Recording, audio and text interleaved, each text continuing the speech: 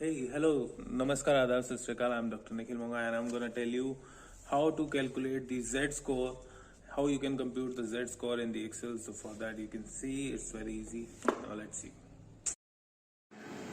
So Z score is the measure of relative measure of the distance an observation is from the mean. For example, let's say if the mean is 5, so we want to know the observation, so we refer here as x, what is the distance from its mean, and if we compute the Z score, if the value is negative, it indicates that the observation is on the left hand side of the mean, and if the value is positive, it indicates that the observation is on the right hand side of the mean, right? So we can calculate the Z score using the Excel, and the formula is there where we use standardized key in the formula in the Excel sheet, so we'll be able to calculate the Z score. So now I'll show you how to calculate the Z score. So this is the data, right? This is the hypothetical data. So while calculating the Z score, there are two important things. The first is the mean and the standard deviation. I already have calculated the mean and standard deviation. If you want to know how to calculate the mean and standard deviation, you can refer my previous videos which I have uploaded in the same YouTube channel. So now here I write Z score. So I just bold it so that it looks better. So I'm going to apply the formula. Just type equal, then the standardized, click here standardize. Okay, so now you can see the formula, right? So you can see few things over here. So it wants the x value here, right? The observation, the sales. So then it requires the mean value and the standard deviation. So it is very easy for you because the formula will prompt you what are the values it requires. So let's include the first value here. Okay, so I want the observation, so this is the observation here, sales. So we have to click a comma here, then the next it wants the mean value. So you see it automatically, the mean value here is, so I already highlighted it.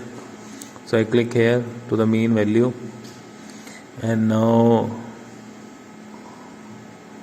this is a trick because we are going to use it for the other cell also, so we can make it as absolute cell. We just put a dollar sign here in the front of the F and in front of the key.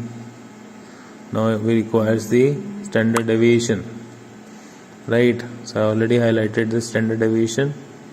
Again we click to the cell, and we want this to be absolute reference, so we can put a dollar sign in front of the key of the F and in front of, now we can close the bracket. So we click enter, so that this is the Z score we have obtained. Now we want to do this, right? So I just enter it and I just drag and drop to the bottom, and then I will automatically get the Z score. So I'll show you. Now this is the mean value will remain same, the standard deviation will remain same, and I put the dollar sign, it automatically take the same value. So I just tap here, as you can see that it should be automatically calculated and Z score for all the 30 observation. Now let's make them into 2 decimal point, right? So we can go to the format cell, clear a number, okay, 2 point here. Let's make our presentation look bit more better and aligned.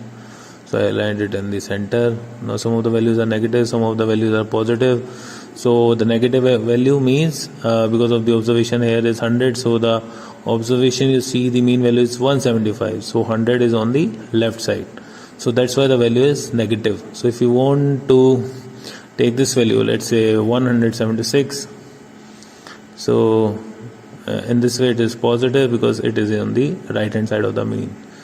So in this way you can get the Z score.